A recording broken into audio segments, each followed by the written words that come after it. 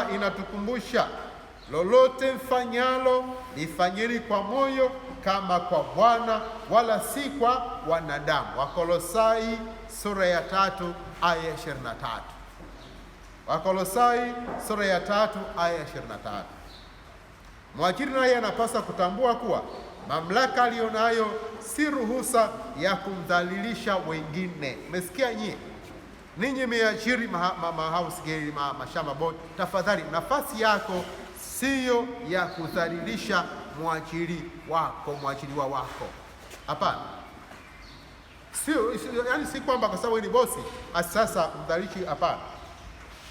Mtume Yakobo anatuonya, tazama ujira wa wafanyakazi waliovuna mashamba yenu mliouzuia unalia.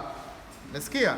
Tazama ujira wa wafanyakazi waliovuna mashamba yenu mliouzuia unalia. Yakobo sura ya 5 aya ya 4. Maana yake nini? Kama unamnyanyasa mfanyakazi wako, unamtendea siofaa, hayo yanalia mbinguni.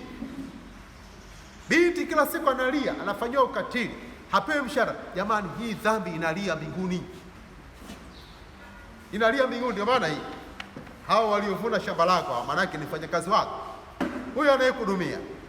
Usipompatia haki yake, hiyo dhambi inalia wapi? Mbinguni. Ndio maana kabla hajafa Francis aliongea hicho kitu kwamba kuna dhambi zinalia mbinguni, mojawapo ni hii ya mfanyakazi kunyimwa haki zake, hasa posho yake. Dhambi inalia mbinguni. Patia mfanyakazi wako ujira wake kwa wakati na vile anavyostahili.